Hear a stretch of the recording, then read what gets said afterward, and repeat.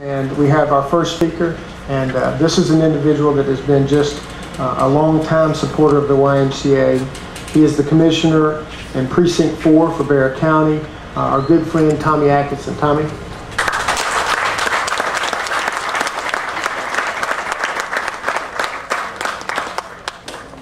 Thank you very much. Good morning to each and every one of you. And I bring you greetings, of course, from your Bexar County Commissioner's Court, established in the year of the Battle of the Alamo, the massacre at Goliad, and the victory from here to El Paso on the west and as far north as southern Wyoming, rendering no less than 128 counties to the 254 that currently exist in our great state of Texas. You know, from about your 5th or 6th, maybe 7th great-grandparent on up, and mine, all of our ancestors lived under nothing but kings, dictators, monarchs, and tyrants, because it was thought that mankind was incapable of his own governance. And so in 1776, a bunch of bold and crazy and seemingly radical individuals said that we will begin the process, and it has been a process and an evolution of freedom, but more particularly of ensuring that government by, for, and of the people was the order of the day in this country. And so it is that we find that, unlike those who live under kings, dictators, and monarchs and tyrants, that is a fundamental that we have lots of education, the education that will take place at the YMCA. The education is not necessarily from the books. Frankly, some of us have attention deficit disorder. I always did. They didn't know what to call it. They called me an imp. They called me a brat. They called me names I can't repeat. And because I had a lot of energy. And I want to tell you a lot of the excitement and the education that goes on in a child's formative years can take place among your associations. How many of your parents told you, tell me with who you run and I'll tell you who you are? I hated to hear it because I was hanging around all the wrong people. But getting back to this whole concept of education, which I think is at the core of a lot of what we do that's smart.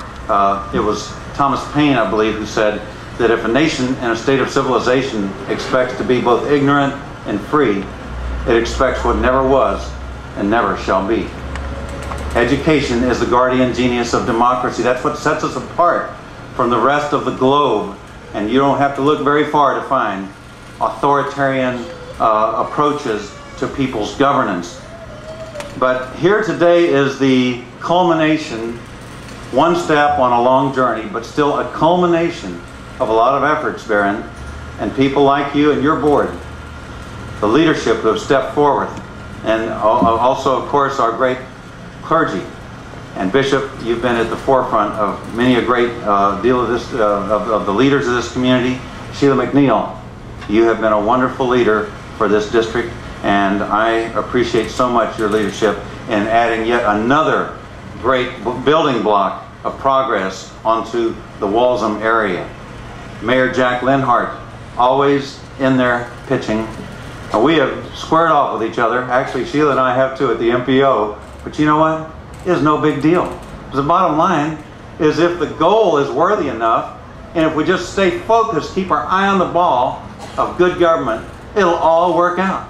It is not a big deal. We're all for good government. I want to just, you know, those of you who are in the leadership base, who are largely here, neighborhood associations, other devotees to this process, I want to share with you something that I've read, and I'm not a biblical scholar, I don't even pretend to be, but it grabbed me. And I thought, how often do we find ourselves in this circumstance? And it's out of Exodus 14, verses 10 to 18. And when the Pharaoh drew near, this is when all the Israelis were leaving Egypt and wondering about the sensibility of what they were doing. But when the Pharaoh drew near to them, the people of Israel lifted up their eyes, and behold, the Egyptians were marching after them. You've seen this in the movies, okay?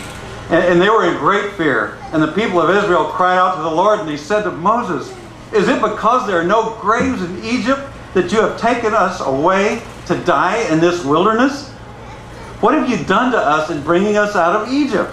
Their captivity, okay? Their slavery that they were involved in and subject to. They said, let us alone and let us serve the Egyptians. For it would be better for us to serve the Egyptians than to die in the wilderness. And Moses said to the people, and this is what I love so much, fear not, stand firm, and see the salvation of the Lord, which he will work for you today. For the Egyptians whom you see today, you shall never see again. The Lord will fight for you, and you only have to stand still. And so those who are in the business of trying to achieve progress need a resonant community. We need a community that's willing to stay the course, to exercise patience and good judgment, and always, always keep a lofty vision of where we're going and never, ever look back. Congratulations to the YMCA. We're so pleased to be a small part of your big picture, Baron, and all of you who have been so wonderfully dedicated to such a noble cause as the future of our community, and that's our children. Thank you.